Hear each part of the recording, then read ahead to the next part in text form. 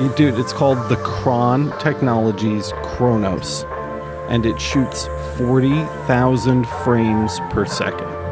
And I found Anker actually sells power stations now that put out 220, 240. Like, it's got the lock-in, power connector, I forget what it's called or whatever. CVD are the Chinese ones, and then there's American ones, and it's because the US ones aren't just better because they're made in the US. The US has a different process for putting the zinc selenium coating on it or whatever, and it gives you a better, reflection.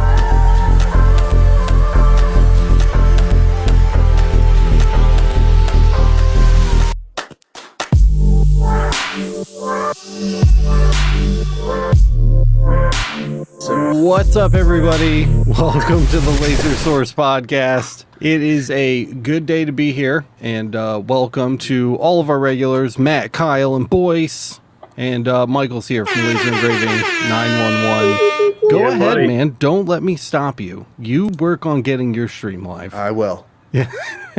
Michael's streaming to his channel, Laser Engraving 911, right now, as well as he likes to do from time to time when he visits us over here. But what's up, everybody? Welcome. I'm super excited to be here today because we are, for the first time, going live on Laser Everything TV, which is pretty rockin'. It's pretty freaking cool, actually. And some things changed a little bit, but not much. The highlighted comments look a little bit different now, so it's a work in progress. I have to do some back-end stuff between this episode and the next one to get the other guys to be able to do this too, because right now I'm the only one who can click the button, but we are working on something to be able to share highlighting comments between team members. In the meantime, I will do my very best to keep my eyes out for your comments and questions so we can throw them up on the screen for you. And if you guys see something and I'm just not seeing it, just read it out loud. I mean, there's no reason not to do that. I'll try to find it in the background while we wait for answers, but that's that. I mean, this is pretty cool. So if you guys check out the new feed here, you can see we've got kind of like the labels. The OBS labels are working now, so we can see our most recent super chatter was Director of Awesome, who gave that not $100 answer a $100 super chat. So it was really cool. Thanks again, Director. We can see the sub count, which is cool. I really like that. The most recent gifter, if somebody gifts memberships to the channel, like when Blonde Fox did those 25 was just like, and then we can see our most recent subscriber too, which is Reginaldo Vieira, which is pretty cool. Hi, Reginaldo. Yeah, and live chats there, guys, and a bunch of other stuff. But I want to welcome you all here. Thank you so much again for joining us on the Laser Source Podcast. And I have something very cool coming that's going to be a lot of fun and a lot of entertainment. He's so excited about this thing. I've heard you whispering about it, and I'm getting very excited about it, whatever it is. Dude, it's called the Cron Technologies Chronos, and it shoots 40,000 frames per second. You need bum bum boom. Yeah. It's like borderline slow-mo guys level slow. It's starting to get into what they can do. Of course, the resolution is going to be poor because it's not a Phantom Flex. Yeah. You know what I mean? So it's not like $180,000 camera, but it should allow us to see the individual pulses of the laser. So are you going to maybe add a little pixie dust like I did to help kind of capture that? You may not need the IR camera. You may just need to add the pixie dust. So here's the thing. It has a user removable IR filter, first of all. So you can literally just pull the IR filter off of the sensor. The second thing is it's compatible with a microscope lens. So I'll be able to actually get down to the size where you're looking at the individual, like a sewing machine. Because when you zoom out and speed up to real time, the laser just looks like a fan, right? It's just wow. Yep. And if you slow that down, what it really is the galvo going wah, wah, wah, wah, and it's just moving really, really fast. So it appears like a fan, but really it's a line that's just moving back and forth really fast. If you slow that down, and you know this, these are pulsed lasers.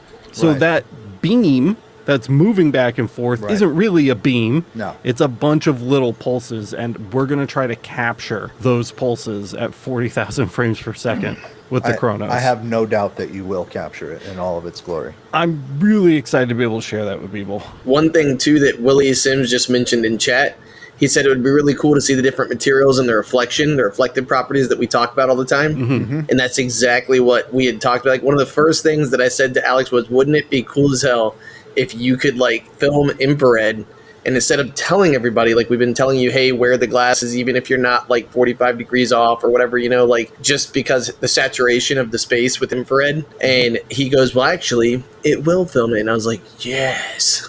And so, like, if you can actually show people, like, the flashes of light that are happening in such quick succession. The other thing, too, that I thought would be really cool is being able to show people frequency or something really cool. Yeah, absolutely. Frequency would be really easy to show because if you get the camera focused on a material and you set it to 25 kilohertz at a fast speed, like 1,000, you're going to see X number of pulses within a certain amount of space. And then if you turn that speed way down, you're going to see way more pulses in a smaller area because it's literally the galvanometer is pushing that beam across slower with the same number of pulses. So you're pushing your pulses together.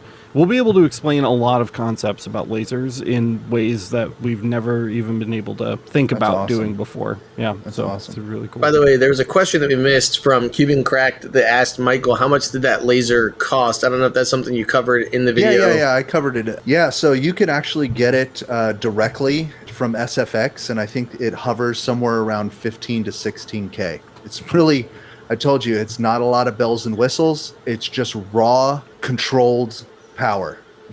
It's just raw power. I love that you grabbed the SFX too, because we're big fans of SFX over here. So it was neat to see that pop back up. Did you talk to Venus or did you? I did. I talked to Venus, and dude, Venus is the man. At first, he was like, "Hey, Alex is great. You know, he did a great video for the fiber laser. Would you like us to send you a fiber laser?" And I was like, "Actually, I had something else in mind." Yes, and but also more. Yeah, and then we had the conversation from there, and he was like, "Yes, we need a video in America of someone really showing what this machine could do." Venus has been begging me to take a fiber cleaner for so long, and I've just not had the capacity to like handle. We've got so many other projects going on around here, and it's just not been something that I've had the time to do. So I'm really glad that you got to pick one up and I get to watch it on your channel instead. Yeah, I don't mind. I'll do the review. Yeah, I'm sure you will. All you see is voices, background of bricks fucking lasered all over the place. Alex, you can come to Georgia anytime and we can do a week series of just cleaning everything. I'm gonna. Let's see. I just wanted to shout out Anthony real quick. Anthony says, "Hey everybody, another Tuesday, another late shift. Just wanted to drop in and say, hey, what up, Anthony, dude? Hey, what's up, Anthony? Thanks for swinging by." John enjoyed the Slow-Mo Guys reference. It's hardly a reference, man. They have like 50 million subscribers or whatever.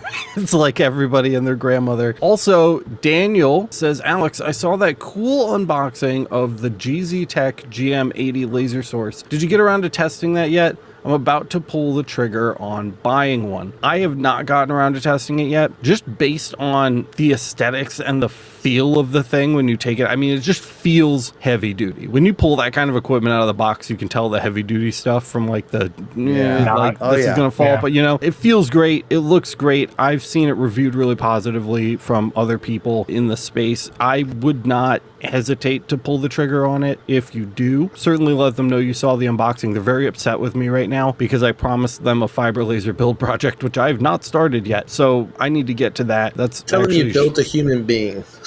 Bro, it's like I keep saying that to people, but I don't know if they are picking up what I'm putting down on that.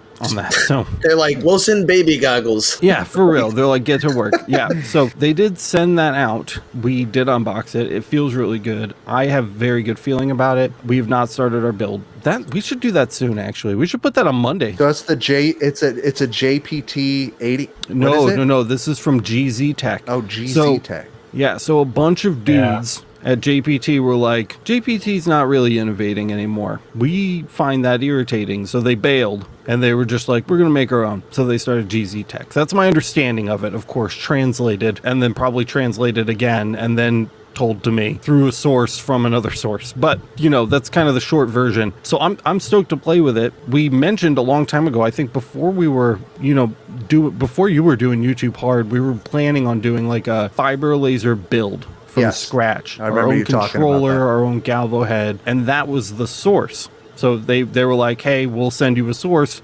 Just show it off while you're building the laser. And I was like, word, I can do that. So I'd really like to start that. We need to put that on Monday. I don't know, hey, Kyle, if you're listening, can you take a note for me? Here. Okay, I'm not going to remember that 10 minutes from now, but I'd really like to do that still. So yes, GZ Tech, totally. I would go for it. That's, you know, at your own risk, but I would go for it. Willie had a good comment here talking about using the new laser. Take that out to the tractor repair guys. Like literally, if you went to a show, when I go to, there's a Saturday market near me that literally has like the knife sharpening guy and you pay cash only and he just takes care of whatever you got. That's one of those things where you ask for a booth way down at the end.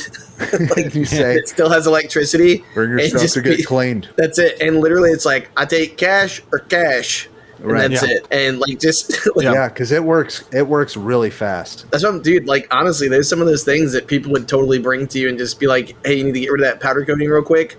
I got you. I was on Amazon recently looking for power supplies for this rig for LBX for our live broadcast, and I found Anchor actually sells power stations now that put out 220, 240. Like it's got the lock-in like power connector, I forget what it's called or whatever, but it can literally power stuff like that. Did you need a portable dryer? I have a video coming up in a few weeks on portable power supplies, and this particular machine requires 6,000 watts when it's running at 100%. And I checked that with meters. I hooked up a special meter in line, and I saw how much it's actually drawing. It gets to about 30 amps plus, and it's about 6,000 watts. What kind of breaker do you have? Is that a 50 amp breaker? I put in a 240 50 amp just for this machine. But what I really want to know is how many watts it's drawing when the chiller is running and the laser source. When they all, because some, you know, the chiller doesn't run all the time. It only turns on when it needs to cool the head off and everything else. Yeah, but compressors have like a high spike too when they start up. They do. So right? it kind of like, that's why I say 6,000. It's kind of, it kind of cruises at 4.5. But then it peaks up to 6,000 and then it comes back down. It's pretty cool. Literally just laughing out loud because I'm thinking about the idea that I just had, and like you've got an extension cord going down the sidewalk, and some shop just keeps having like brownouts. like Brownouts. Yeah, they're sitting there like, damn cash register won't work. Yeah, but dude, you can definitely find a portable power supply to run your rig there, Alex, for sure. Yeah. Totally. John says soon Laser Everything will have 50 million subs. That would be nice. Let's advance that goal by smashing the like button if we haven't already. And it will not be in vain because we're broadcasting on LETV right now. So if you smash the like button, it will stay smashed. Which means you won't have to smash it next Tuesday because it should still be smashed at that point. What's GZ Tech innovating? Sean's asking. Which part? Again, I don't have specifics. It's probably stuff over my head. I know one of the things that makes their sources stand out over the JPTs, for example, certainly things like Rakis, are the peak pulse output power. So instead of things capping off at like 1.5 or 2 millijoules, you might see things start to peak at like 3 to 5, depending on the source model. They have a really big catalog that goes into the details on all of that. But I know one of the things they were focusing on was getting those desktop style split machines or like the little cart style machines to be able to use sources that allow for higher peak pulse output power, because that's something that's been the same for a long time. And the issue there is that some of these sources like the JPTs, basically just fiber lasers in general, I shouldn't even say JPTs, fiber lasers in general, the whole reason they're pulsing is because the internals, you've seen Michael's cleaner, it's huge, it's a big thing, it's got a big fat fiber optic cable in it. The fiber optic cables inside of your laser sources on the desktop units are not built to handle that much juice for that long. They literally will burn out or melt down or whatever it is they do. So they have to pulse instead. They pulse that high power, and that even has a limit. If you push too much power through the fiber optics, you're going to damage the machine. So they have caps on the peak pulse output power. And one of the areas, according to my understanding of what I've been told in the conversations I've had, is that they're trying to push the limits of that. That's an area where they're, again, trying to perhaps innovate. I'm not a company rep. I don't want to make promises on behalf of them. Again, this is all kind of translated from a guy. So this is just kind of the tea that I've sipped in my walks around with GZ Tech, but it looks very interesting. I'm still trying to teach myself about a lot of the stuff they have going on. And of course, all of that has been on hold because we've been working on the marketplace, working on LATV, and I've been having a baby and we've been moving. So I haven't really been in that headspace. So I'm gonna have to do some refreshers. But when we get to installing it and building the fiber laser, hopefully I can get a little more specific, answering the questions you guys might have about it. So I'm excited to see that too, Alex, because I'm not gonna ever build my own fiber laser, but I think that just watching you go through the process will help me understand better what I'm looking at should I need to go into my own fiber laser. Just seeing how everything kind of links together and understanding which part is controlling what. That's why I'm looking forward to your video. Yeah, I think putting something like that together for a video series will be really beneficial, because if you understand how something is put together and how it works, I think you're that much more prepared to repair it or diagnose at the very least what's wrong, if something happens. And so, and even beyond that, probably better positioned to utilize the tool if you understand what's inside of it and what's going on, instead of it just being like a dark mystery box. Yeah, definitely. Great point, dude. I'm stoked for it too, for the same reason. I'm gonna learn. I'm definitely not going into this understanding 100% of what's going on in there. So I feel like the one thing, I agree with what Michael's saying, and to add on to it, it's almost like when you look at a computer, like a PC that's in a tower, it looks like it's some kind of contraption with all these different things tying together, but then you realize it's actually just a few things that really make everything work, and it's actually not too complicated. It's not anything you should play around with, by the way, because the power source and all that stuff, will give you a little jolt, get your millijoule for real that way. Yeah, welcome to your millijoule. But a couple of questions that I saw, one was actually from Laura, Laser of Love Creations, way up at the top a while back. She had asked about glass. So hopefully she asked her a question about glass engraving with Blazer Orange. Have you ever used that, Michael? The Blazer Orange, the masking stuff? Yeah. That's specifically for laser etching. I have some on my wall. I have used it before. I think Alex and I experimented with that when we were doing sandblasting. We wanted to see if we could laser, put the mask on a glass, laser away what we wanted, and then bring it over to the sandblasting cabinet. And it worked okay. I think we ran into issues with the rotary before we ran into issues with the orange. I don't have anything wrong to say about the orange. I just don't specifically use it for that kind of masking, but it did work in theory. I was going to say I've had success using the Blazer Orange just with the standard glass settings. The only thing that sucks about Blazer Orange is the fact that you have to weed out everything, except for the little stuff in between. That's what it was. Alex and I realized we still had to do the weeding, and we were like, screw this stuff. But if you just get what I did is I took a tape and I just wrapped my hand in it where the sticky side was out, basically, and I just kind of rolled my hand so it made almost like a lint brush on it, and that actually got a lot of it off. Oh, that's awesome. And then it was only a couple of pieces,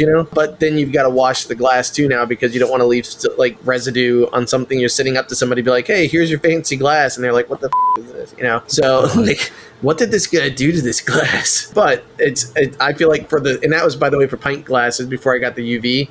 So I agree, thicker glass, Blazer Orange killed it to me. And one more pro tip, since we're talking about CO2s and glass. I know you're just talking about UV. I don't know if this applies to UV. You'll have to let me know. Another pro tip, in my experience, the cheaper the glass, the better it's going to engrave. It really is. The you know why? cheaper quality of glass will always engrave better than the more expensive qualities lead content, of glass. Baby. Yep. I was going to go that and the silica. I feel like the silica isn't pressed as hard because they're moving them quick, and it's machine made versus the handmade stuff. And so the process that it goes through, I don't know if it cools quicker or something like that. It's just the process. But he's exactly right. The dollar store stuff, JDS has really great products that I really like their glass. I've heard people say well, I pay a quarter cheaper for that because where I get my stuff from, and that's cool. But this thing made it to my door. There was one time where a couple came broken. I just sent they were like, send the whole case back. We'll send you a new one. Yeah, they're good. And so I really appreciate that kind of stuff. And it usually takes a couple days, and but I had really good luck too with the stuff from like the dollar store, Dollar General. Willie says, by the way, got the official okay from the wife. We are going to LBX. Hey, nice. Cubing Cracked is popping in to say, hey, what up, Cubing? Good to see ya, as usual. Cubing's asking, does anyone have tips for what to do once you get your CO2 laser? I'm just about to get mine from shipping and wondered what to look out for. We talk about this fairly regularly on the podcast. Kyle, does your brain have on tap the episode where we went really in depth on this topic? I don't, but I do have a good first pro tip. Don't crush your toes. Yeah, that's helpful. That's a good start for sure. Ooh, I have a good one for Maybe you. wear For real. steel toe boots if you have them. Go to Lowe's or go to Home Depot. I agree with Kyle, and get a pry bar. Like if it's something that's getting dropped off and you have to crack it open, just get a pry bar, man. Like it's like $10 and it's just so nice. Anytime you buy your Galvo, like I think every Galvo that's come, the first time I was so nervous I was gonna break stuff with the pry bar, and everything stays intact. Especially if you didn't buy a stand for it, you can use the wood to make a stand for it. And when you're done unboxing the crate, you can pretend to be Gordon Freeman. Yeah, literally. That's Yeah, helpful. I'm not. I just have the sound of the crowbar in my head now. Yeah. Another thing is I'm not sure who you got it from or what CO2 model it is, but usually you want to check for like, I'm assuming you're asking like what to check for to see if it's something's wrong or whatever, but look for like how the gantry's held in place, like release all those clips, because I don't know how well the instructions are going to come with it, right? Oh my God, unzip tie your gantry before you turn it on. Unzip tie your gantry. I'm trying to I know we're talking about crowbars and stuff, but I'm trying so to like true. think of unzip your gantry. After you get it in place. Yes, after you get it in place. Don't turn it on its side after you cut the zip tie off. That's a bad idea.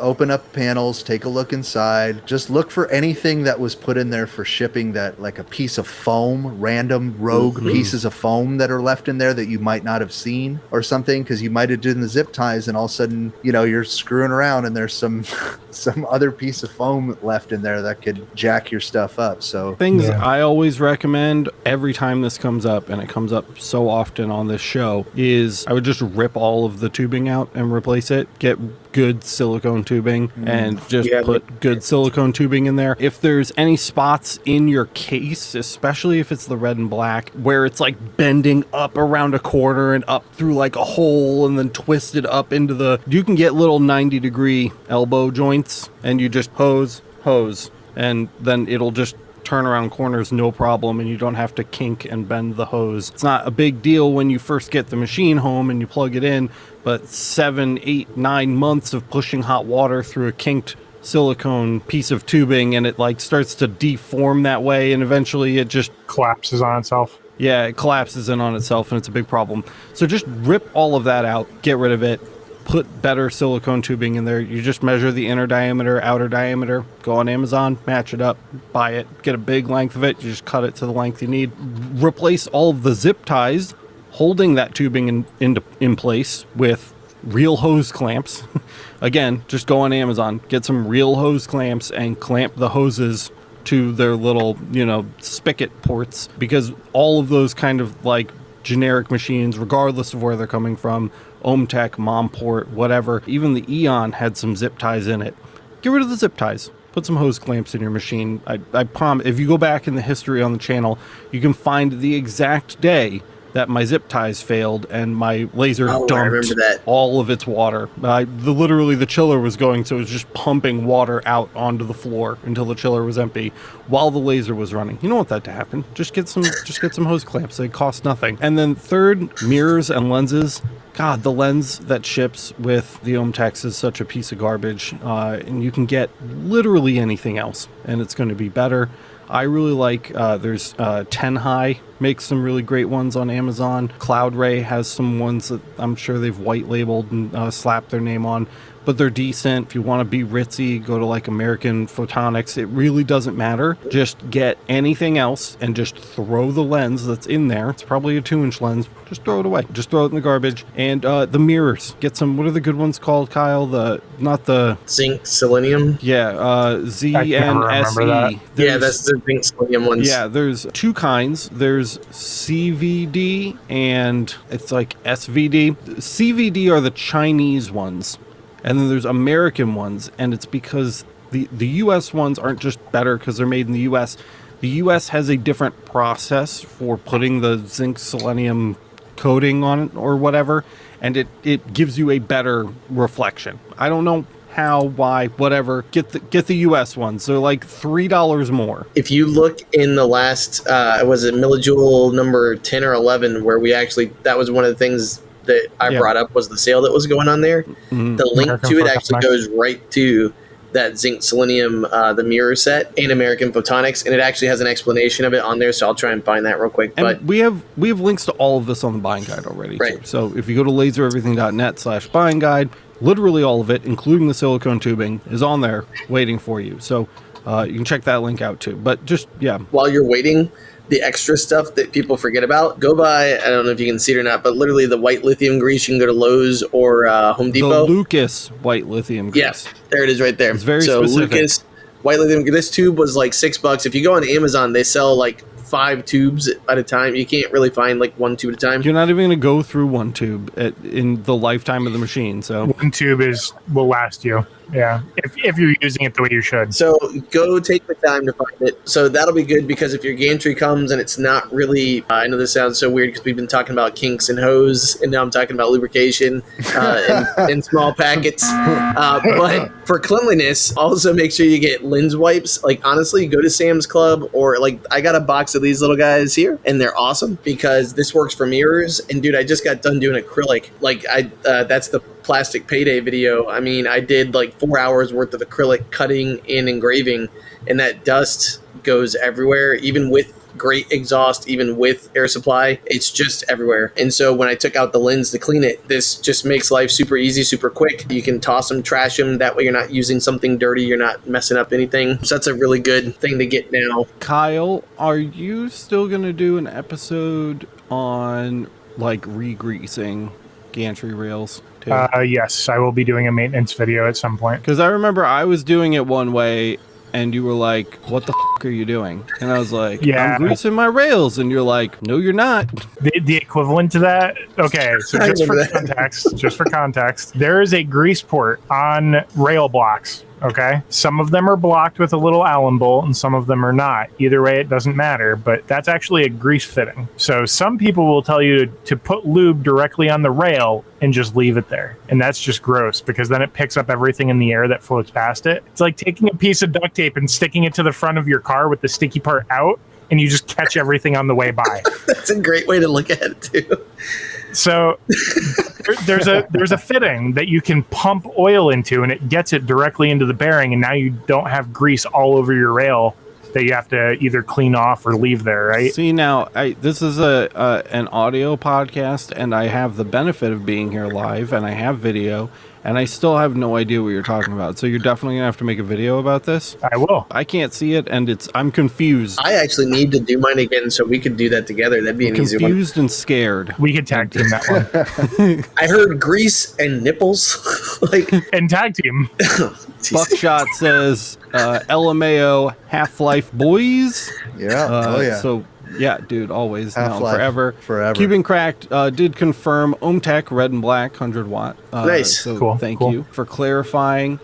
Yeah, check your alignment, check your belts. Way to go, by the way, getting that machine, dude. Gretsch Zeppelin is asking why Cubing can't decrate his laser with a 12 gauge.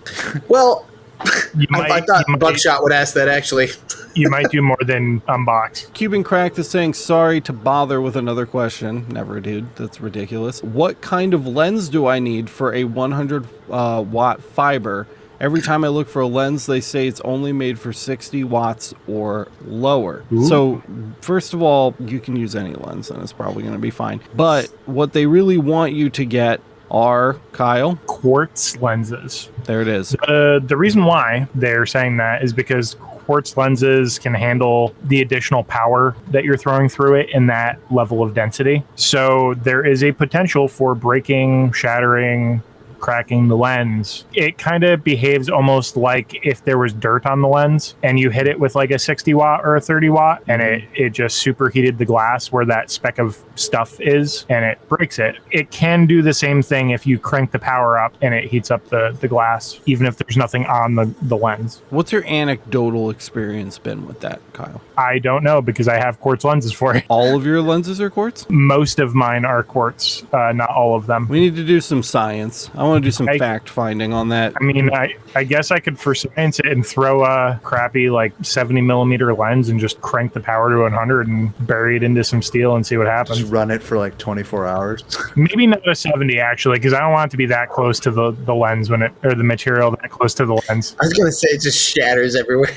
No, we need maybe like a 150. I want a little focus distance between the rest of the machine and the... Set up some cardboard around it to catch all the fragmentation. We'll figure something out to test that later. Sam is asking, and this is kind of a Kyle question because it's very Lightburn specific and you've been keeping up with this, Kyle. You all hear anything when Lightburn macro feature will work for Galvo? Also, any plans on making Lightburn macro videos for gantry on Laser Everything? We've not dug into that yet. Is that like macro, like computer macro? That's what I'm assuming he's referring to, yeah. I didn't even know that Lightburn had macro capabilities. That's interesting. Yeah, I haven't dug into it at all. I haven't had a use case for it. Yeah, I'm trying to think of like, well, I'm sure somebody's going to find a use case for it. Yeah, I mean, Yeah. I'm not going to ignore it now that I know that it exists. We'll have to touch on it, but I don't know what Lightburn's plans are for introducing that to Galvo. We can certainly look into it on gantry, though. I have no problem with that. Hey, Love just dropped us ye old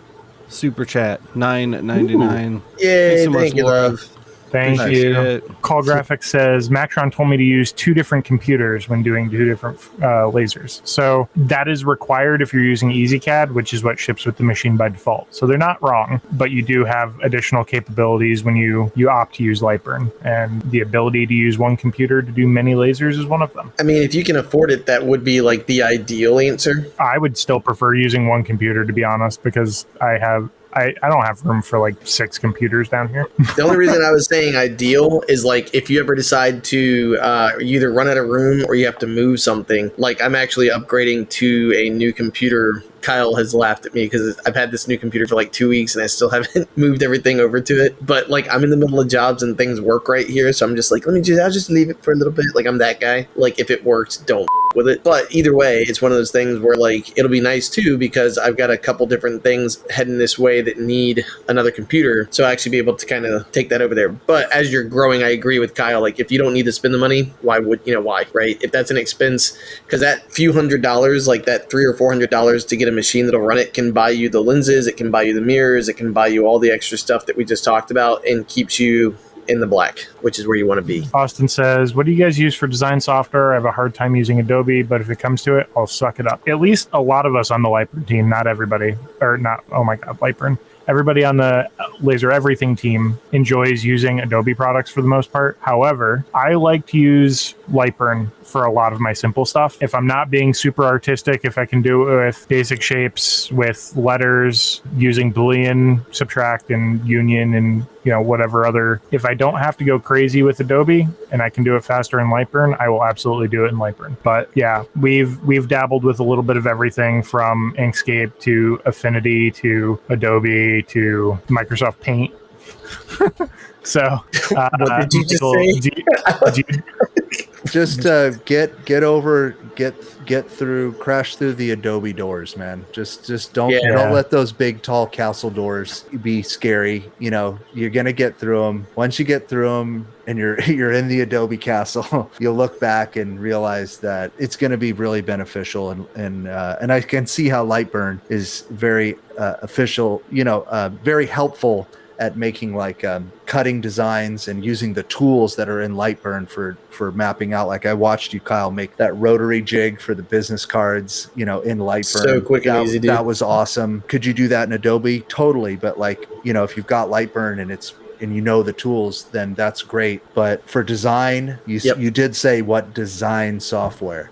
So for design, you're really just going to want to break through it and just keep at Adobe until you're comfortable and you're out of the uncomfortable zone. And one thing I would add to both of what these guys said is price. I know is something that people get a little agitated about because they have to pay a fee, but we had May come on before. If you guys don't know her, she's awesome. And she's one of the Adobe, like the team, basically like their ambassadors.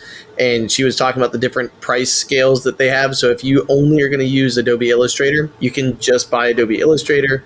If you're only going to use Express, but I mean, once I think like Michael said, once you start using the software and you watch a few videos to learn what it is you're trying to do, and you can do it. And I know Alex has videos too of using Adobe. Michael has some, like the video you just dropped. And Inkscape. Yep. And the one that I never use because it's weird. Affinity Designer. Sorry. Oh yeah. Having a stroke. But Michael's last video literally talks about how to go through and do all that, so it's really cool. Or maybe not last video, but the last one I looked at. No, it's the most recent one. Has a lot of good Adobe. It popped up on my thing, and I was like, "Oh, this is cool." There's a lot of good Adobe stuff in there. Like the whole video is almost Adobe. Yeah, and so that's what I was gonna say. So see, my brain knows stuff. But long story short, don't be afraid that's to me, it's one of those things like you're investing in it. It's not a cost so much as it is like a utility. Pro tip: if you have anyone in your household, either yourself or maybe your wife that is an educator or a teacher, they will give you everything for a ridiculously cheap price. Every piece of Adobe software that they make, like for, it's like $20 or something.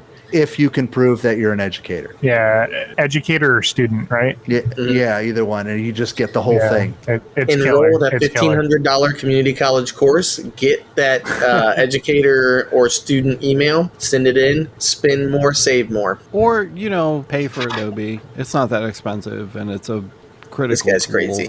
It's critical. Cuban Crack says, so if I was going to just do 50% power for 5x7 pictures with a 400 millimeter lens, would that be all right? Where'd you get a 400 millimeter lens, dude? How is your tower tall enough? Do you have what is that? He just stands there with it.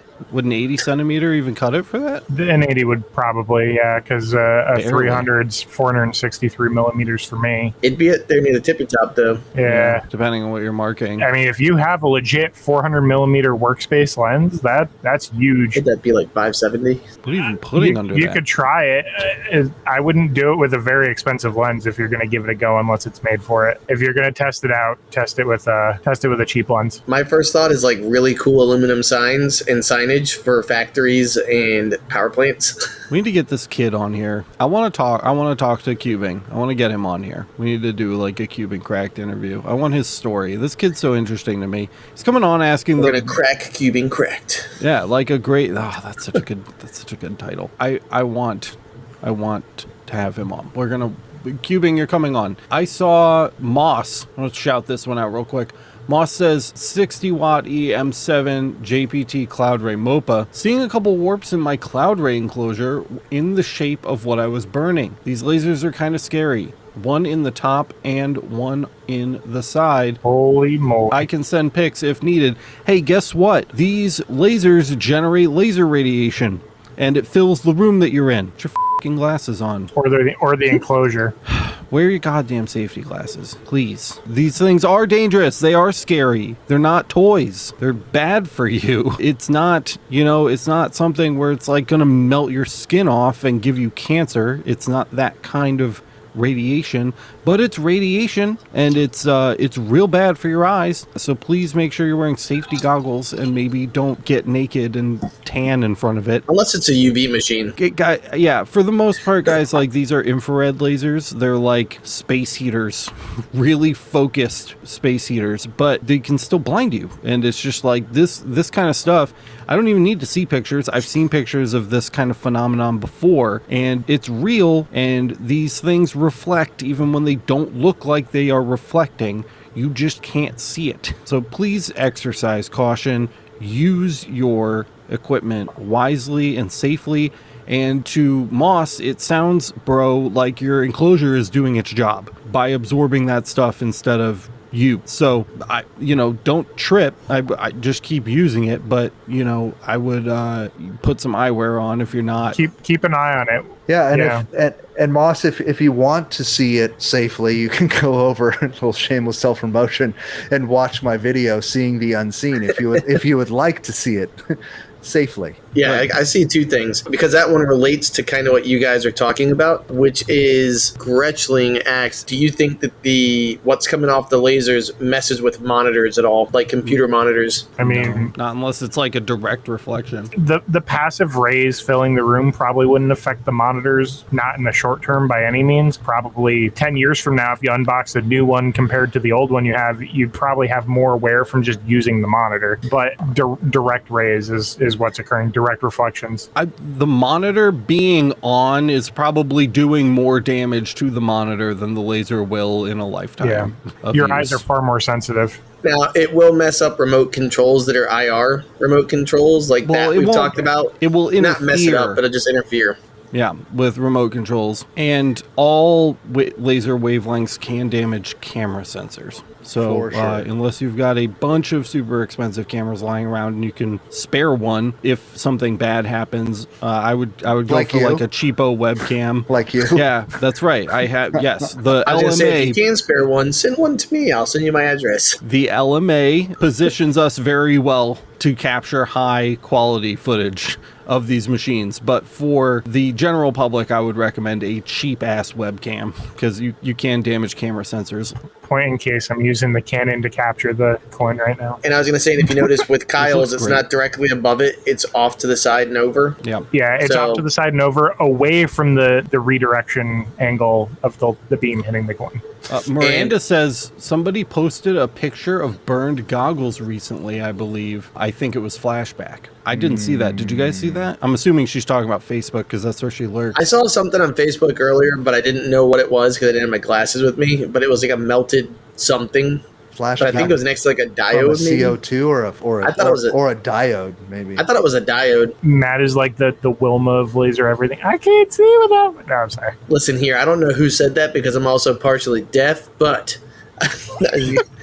the other thing I was going to tell you for going back to Cuban Cracked, it was he said it's a 300 by 300 workspace. He just saw the number 400 on it because that's the F equals 430. Okay. That Yeah, makes sense. so that's what that is. So anyway, sorry. A 300. Yeah, you can get a pretty cheap 300 lens replaced unless it's quartz. Then you're probably talking a couple $100. I've run pretty high power through 300 before, often. So I feel like you can do that pretty steadily without any issues. Yeah, I think the real quartz lenses are like $350 to $400 depending on the focal length. Yeah, they are. Not on 100 watt, by the way, to clarify. If you're spending $80 on a quartz lens, it's probably not quartz. We've done our due diligence. There you go, Michael. That's what That one's for radiation you. does to you. Doo-doo. That one's for you, buddy. Kyle, are we gonna get to see this coin before we roll out? You can see it in the video that's going to be coming out. All right. He's gonna make us wait for the teaser. Michael, what's on the horizon over at Laser Engraving 911? What's on the horizon? Next one I got coming out is going to be pretty cool. It's going to be on a whittle fiber laser. A itty bitty? A bitty. A whittle baby? Yeah, just a whittle baby, but it's pretty cool, actually. Chill. Yeah. Dope. I like it. Can't wait to see it. Go subscribe to Michael's channel, guys. Laser Engraving 911. If you are joining us from Michael's channel tonight, thanks for being here. We appreciate having you guys around. And don't forget, you can catch the Laser Source podcast from now on right here on Laser Everything TV, Tuesdays at 9 o'clock p.m. EST. For, again, multiple reasons. We kind of talked about it while we were testing things earlier, but essentially it's going to speed up our editing workflow.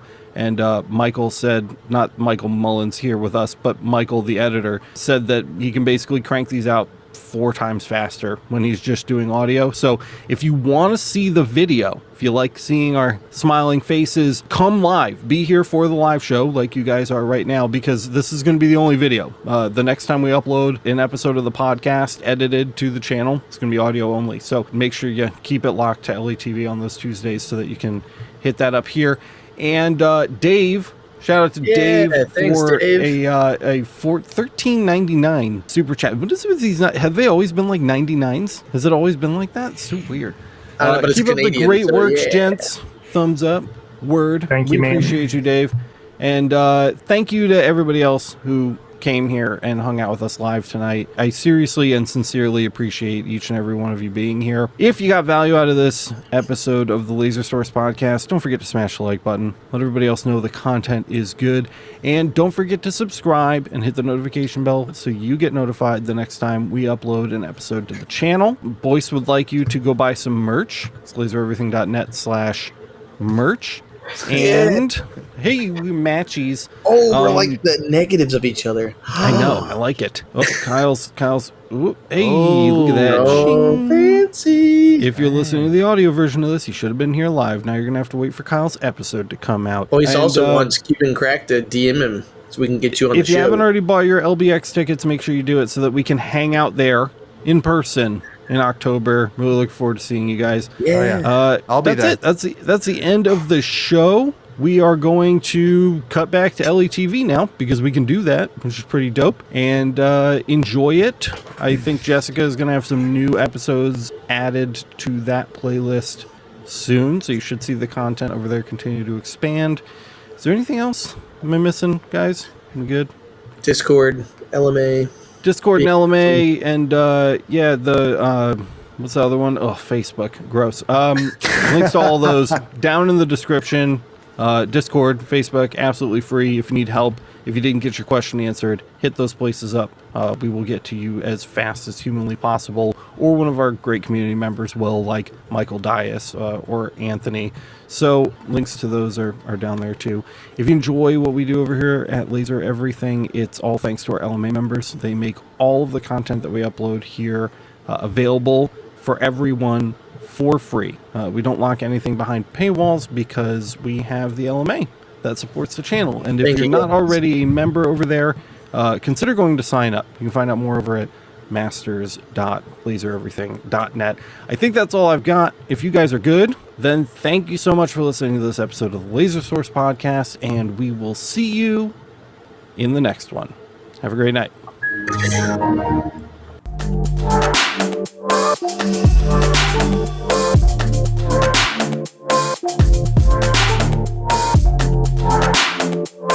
back.